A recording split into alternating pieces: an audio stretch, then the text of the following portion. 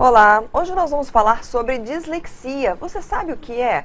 Muitas vezes as pessoas passam por situações na vida sem perceber que podem ser disléxicos. Têm dificuldade de aprendizado, às vezes até sofrem bullying na escola, recebem apelidos porque são mais lentos, porque demoram para aprender, para ler, para escrever. São situações importantes sim para se perceber. Você que tem filhos, por exemplo, nessa situação, nós recebemos aqui no estúdio duas diretoras da Associação de Dislexia de Mato Grosso que vão conversar com a gente um pouquinho, explicaram, né, o que é e os avanços que já conseguiram aqui no estado. A Gabriela Andrade, a Andréa Basílio, muito obrigada por terem aceito o nosso convite aqui. Obrigada, a gente que agradece.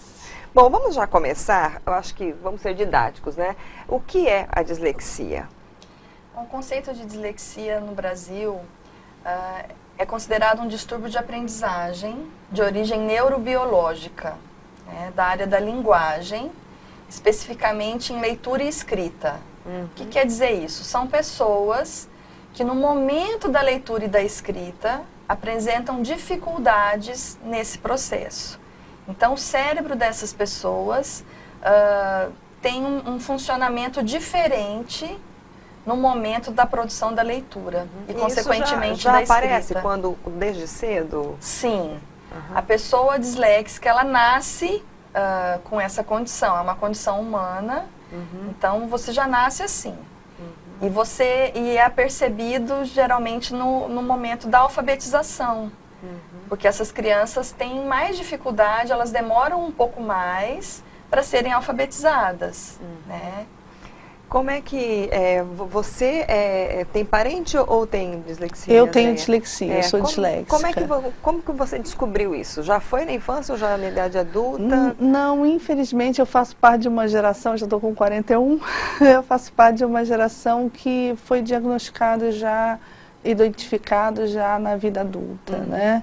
Eu sofri a vida inteira com as características da dislexia, foi difícil de me alfabetizar. Na escola eu tinha muita dificuldade de copiar do quadro, eu não conseguia ler em voz alta, que são características da dislexia, mas era vítima de bullying das crianças, às vezes dos próprios professores. Ia criando estratégias de sobrevivência para poder fazer. Porque, infelizmente, a leitura e a escrita está muito ligada, na nossa sociedade, a uma percepção da inteligência da pessoa. Então, quando você não consegue aquilo que todo mundo consegue fazer, isso impacta muito, muito fortemente na vida das pessoas, né? Então, eu cresci arranjando estratégias para sobreviver, não conseguia ler um livro inteiro, aí lia um pedaço, lia o outro, o resto conversava com os colegas e descobria o que tinha acontecido ali no meio. Ia vivendo até que eu consegui passar para a faculdade e na universidade, só quando eu cheguei na universidade, é que o meu sobrinho, que estava começando a ser alfabetizado, foi diagnosticado. Ele já é de uma geração que foi diagnosticada na infância. E aí, quando ele foi diagnosticado, eu falei assim, nossa, mas dislexia... Você se identificou? Sim. Eu falei, gente, é isso que eu tive a minha vida inteira. E aí, sim, eu fui procurar saber o que era dislexia e aí a gente foi entender as nossas singularidades. Até então, era um processo de culpa e de se esconder. De esconder uma característica que você tem, de fingir assim, alguém pega, lê esse texto em voz alta, e você fala assim, esqueci meu óculos, mentira, não tinha óculos nenhum. Você se formou em que área? Eu sou publicitária, hoje eu sou doutoranda da UFMT, eu sou professora universitária. Olha que bacana. Eu sempre amei a vida acadêmica e por incrível que pareça, meus pais sempre me incentivaram muito, apesar da dificuldade com a leitura, eu sempre fui apaixonada pelo conhecimento. Então, eu fui me esforçando o máximo para conseguir fazer aquilo. Tudo bem, os meus amigos liam um livro em um mês, eu demorava 2 para ler o mesmo livro, mas lia. E hoje em dia, depois de certo tempo de vida, eu tive que procurar estratégias para poder ler mais, porque a vida acadêmica exige muita leitura. E aí eu acabei procurando uma série de aplicativos que eu falei assim, gente, eu não sou a única pessoa no mundo que tem dificuldade para ler. E aí pensei, e os cegos? Como é que os cegos fazem? E aí comecei a buscar aplicativo para cegos, para auxiliar na minha leitura. E aí hoje em dia a gente trabalha, né, na associação com uma série de aplicativos e programas que ajudam na leitura. E hoje na associação nós disponibilizamos um curso exatamente de tecnologias que ajudam o disléxico. Você tem uma filha que tem dislexia, né? Sou mãe de uma criança com dislexia. Como é que surgiu a ideia de vocês se reunirem assim em uma associação para buscar aí essas pessoas com essas dificuldades, lutar pelos direitos delas? Conta um pouquinho pra gente essa história, Gabriele. Então, a minha filha, no começo da alfabetização, aos 7, 8 anos, ela tinha muita dificuldade na escola. Muita mesmo. Ela foi alfabetizada, mas assim, lia muito lentamente. Com 8 anos, 9 anos, ela não tinha aquela leitura esperada para a idade. Muita dificuldade para fazer tarefa, não conseguia acompanhar a turma. E fora do ambiente escolar, ela era outra criança, né? Então, não condizia muito a situação dentro da escola. E ela sofreu muito bullying, muito mesmo. E chegou um momento, então, que ela não queria nem ir para a escola mais. Era um tormento, um sofrimento para minha filha ir para a escola. E eu, como mãe, comecei a procurar o porquê disso tudo, né? O que está acontecendo? Será que é o ambiente da escola? O que será que acontece? E procurei vários profissionais aqui em Cuiabá. E as pessoas diziam, não, isso aí vai passar, isso aí é emocional. Nossa. Né? Vai dar um estalo e ela vai começar a ler normalmente. Só que o tempo passa. O tempo passa. E essa dificuldade dela não passava, não havia evolução, né? Só piorava o quadro emocional dela. E através de uma amiga minha, ela me disse sobre o trabalho da Associação Brasileira de Dislexia, que fica em São Paulo. E eu uni todas as minhas forças e fui para São Paulo. E todo mundo dizia, não, isso aí é coisa da sua cabeça. Isso aí não existe, não. Isso deve ser uma grande dificuldade, Você está esse inventando, descrédito, né? Isso não é nada. E eu fui, né? E chegando lá na associação, tem todo um protocolo de atendimento, de avaliação, né? Enfim, e voltei de lá com o diagnóstico de dislexia da minha filha. E daí voltei para Cuiabá com um laudo de 8 folhas. Falei, bom, tá resolvido meu problema, né? E na verdade não estava. Porque naquela época a maioria das pessoas não sabia o que era, a escola não sabe o que fazer, os professores não sabem, ninguém sabia. Então nesse momento nasce o desejo de reunir um grupo de pessoas. Eu falei, não é possível que tem só eu de mãe aqui passando por isso, né? Não é possível, né? Onde estão essas pessoas? E aí a gente comecei a conversar e a gente abriu um Face. E no começo éramos 4 mães que se reuniam mensalmente para troca de experiências. E depois viraram 6, viraram 8, viraram 10. Hoje começamos a associação isso. Tá com quantos? Então, começamos isso em 2015. Foi a primeira reunião da associação, com mães, pais, disléxicos, profissionais interessados no assunto. Hoje nós somos 85 associados. Nossa, que bacana. Né? Tivemos aí uma trajetória de muita luta, mas de muitas vitórias. Né? E hoje nós somos uma comunidade. A gente se ajuda muito, temos trocas de experiências, a gente estuda junto. A gente viu aqui em Cuiabá, um tempo atrás, uma campanha, acho que vocês conseguiram, né, com parcerias, se eu não me engano, com a Assembleia Legislativa. Eu cheguei de ver um outdoor, a gente achava estranho, era um deles que eu vi era um ônibus, né, com aquele letreiro do ônibus e a inversão da letra né, do bairro para onde ia, né? E a gente olha a um estranhamento, está escrito errado, pregaram errado esse outdoor, né? Era a intenção de mostrar um pouco a dificuldade, é isso mesmo? Que foi essa ideia? A ideia é essa mesmo. Entender, às vezes, é aquilo que a Gabi estava falando, às vezes é difícil entender a dislexia porque ela é invisível. Então, quando, por exemplo, uma pessoa que é surda, tem um problema de fala, né, por causa da... É óbvio isso, mas todo mundo vê um problema de linguagem. Só que o problema da dislexia é um problema na linguagem escrita. O diagnóstico, ela falou em vários laudos, você tem que fazer com vários profissionais? Sim, como é que é feito esse diagnóstico? São vários profissionais, é uma fono. É um diagnóstico diferencial que a gente fala, né, onde a participação de uma equipe multiprofissional é adequada. Porque como é um transtorno de aprendizagem que envolve a área da educação e da saúde, então o conjunto de profissionais envolvidos tem um diagnóstico diferencial, que a gente diz, né? Que seria o psicólogo, o fonoaudiólogo, o psicopedagogo, né? O neuro. E o médico, né? Neurologista. Porque antes do diagnóstico da dislexia, você tem que excluir outras questões. Então, por exemplo, a criança não lê porque talvez ela não enxerga bem. Então, precisa do olhar médico para isso. Ou ela não consegue ler porque ela não ouve bem. Né? Então, tem que ir fazendo as exclusões para depois chegar, né? O que mudou para você na sua vida depois que você teve esse diagnóstico de dislexia? Nossa, tudo.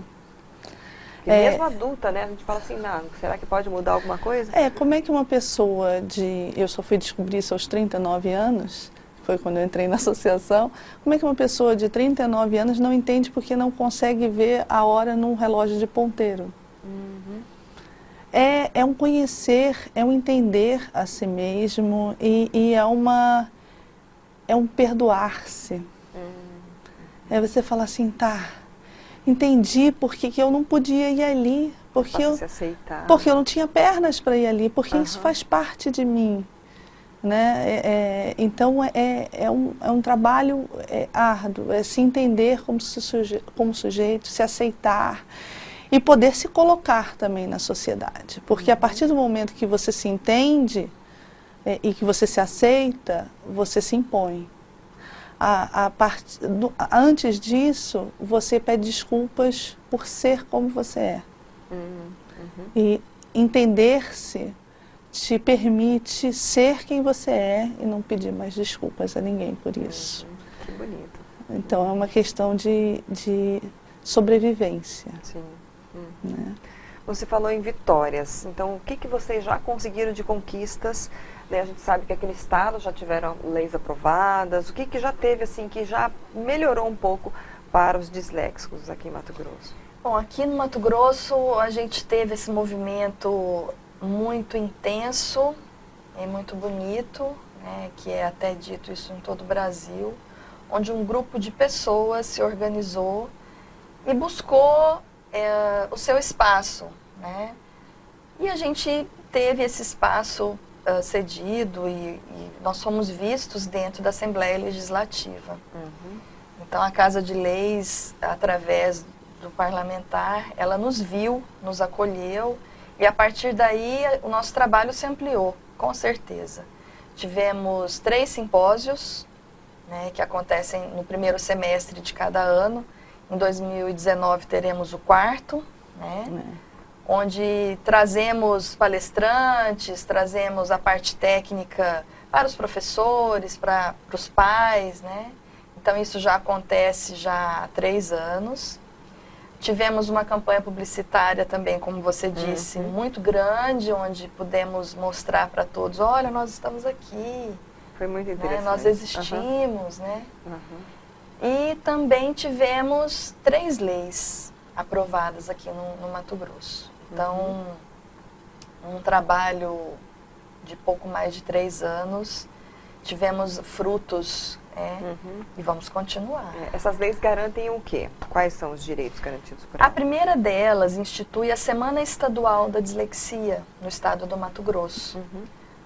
né, onde chama a atenção da sociedade para a dislexia. Olha, ela existe, né, conscientização de professores, de pais. A segunda lei, ela traz, garante os direitos, né, das pessoas com dislexia em concursos públicos e vestibulares do estado do Mato Grosso. E a terceira lei, ela traz um programa de atendimento a essas pessoas dentro da rede pública escolar, né? São essas três leis. Olha, e temos também uma lei municipal, que também foi aprovada, que institui a Semana Municipal da Dislexia, no município de Cuiabá. Bom, tá bastante interessante a conversa, mas a gente já vai ter que encerrar, o tempo passa muito rápido, mas eu queria saber de vocês, assim, o que vocês esperam agora para 2019, a gente vai ter novo governo estadual, novo governo federal, tem um projeto de lei em tramitação na Câmara, né, que está aí, começou a andar novamente, né, a gente estava até conversando antes aqui, em que prevê, então, em nível federal, essa garantia de direitos. Qual que é a expectativa de vocês? Me fala. Olha, esse projeto de lei que você disse, 7081, de 2010, né, estamos em 2018, terminando 18, né? Então foi uma longa caminhada de 8 anos. Né? Então a nossa grande expectativa agora, como ele foi aprovado pela Câmara Federal, nesse final de ano, né? Nós esperamos que em 2019 ele passe pelo Senado e que tenhamos esses direitos garantidos em todo o Brasil. Cerca de 26 milhões de brasileiros podem ter dislexia. Muitos não Então sabem. isso é um impacto social na educação e na vida, na qualidade de vida dessas pessoas, né, que não pode não ser visto, né, deve ser respeitado sim. É uma questão de respeito, de igualdade de direitos. Nós né? realmente esperamos em 2019 é que o Mato Grosso continue respeitando, né, nos respeitando enquanto pessoas que temos uma condição humana diferente, né, da maioria, e que tenhamos ampliação de direitos na escola, no mercado de trabalho, né, nas universidades. Essa é a nossa As espera. pessoas podem procurar a associação para tirar dúvidas, para buscar informações. Vocês falaram desse curso, né? Sim. Sim, o objetivo da associação é esse, né? É acolher os disléxicos e a família dos disléxicos aqui no Mato Grosso e lutar, que nós possamos lutar juntos pelos nossos direitos. Então, quem quiser, que procure a associação, nós estamos sempre de braços abertos, somos uma grande família e estamos esperando todos. E se quiser fazer esse curso, até mesmo os professores que queiram oferecer depois, porque aparecem alunos, às vezes, com dislexia, que depois eles falam, olha, esse aplicativo você pode usar, ou esse programa vai te ajudar. A gente só não pode ter vergonha disso. Um míope não sente vergonha de usar óculos. Entendeu? Porque ele precisa do óculos para ler.